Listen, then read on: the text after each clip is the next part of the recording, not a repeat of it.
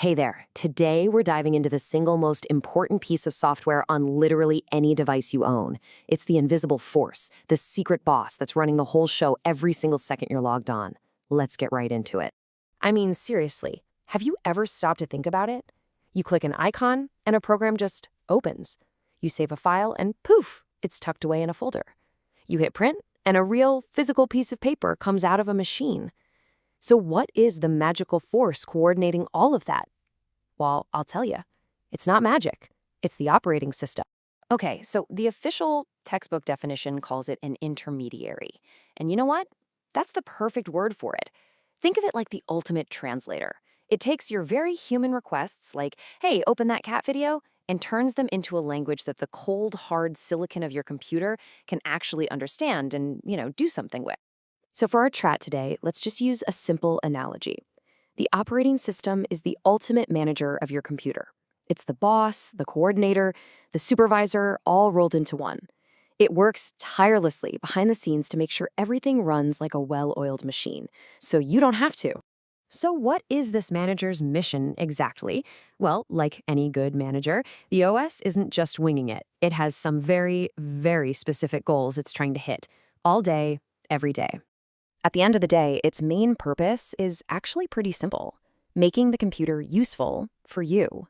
Its entire reason for being is to create a stable, predictable place where you can work or play or just watch videos, all without ever having to think about the millions of tiny calculations happening just under the surface. We can actually split these goals into two big buckets. The primary goals, those are all about you, making things convenient and making sure your apps run smoothly. But then there are the secondary goals, and those are about the system itself, making sure it's using its own resources in the smartest way possible.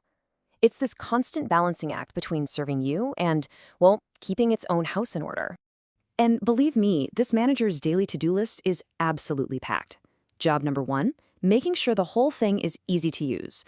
Job number 2, juggling all the apps and giving them the space they need. Then there's managing all the hardware, deciding who gets the processor, how much memory an app gets to hog. And of course, a huge one, playing bodyguard for the whole system and keeping your data safe. Pretty much every single thing it does falls into one of these categories. All right, so we've seen what the manager does. Now, let's pop the hood and take a little peek at the engine room to see how it gets it all done. This is where the real action is. Right at the very heart of the operating system, you'll find something called the kernel. The best way to think of it is as the manager's brain. It's the central piece that has direct, absolute control over everything.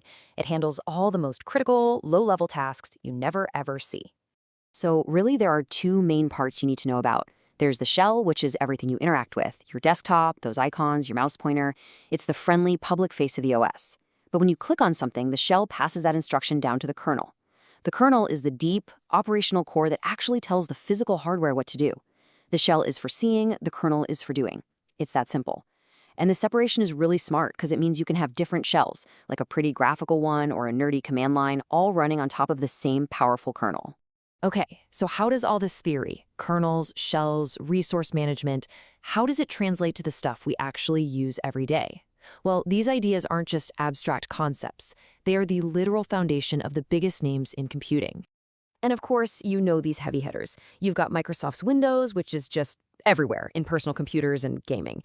Then there's Apple's macOS, a huge favorite in creative fields.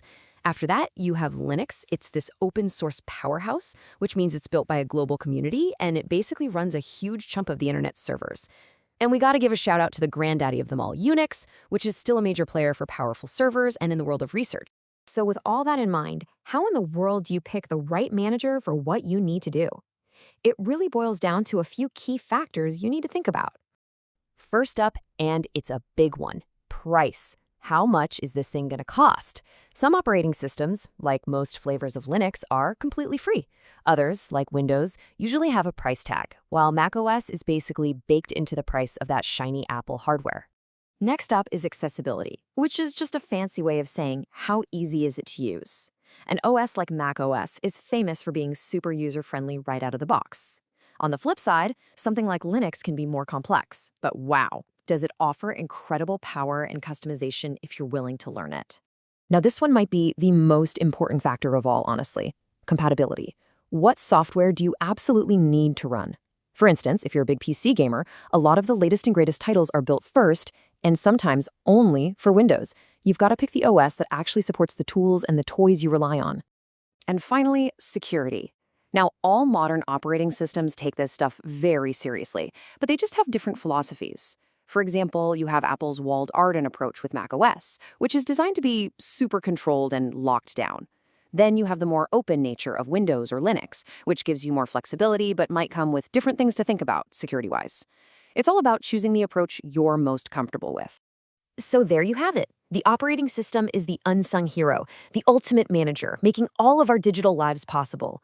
And that leaves us with one final thought to chew on. In a world that's sprinting towards AI, cloud everything, and the Internet of Things, the manager's job is only getting crazier and more complex. So what new skills will this invisible manager need to master next? Something to think about. Thanks for tuning in.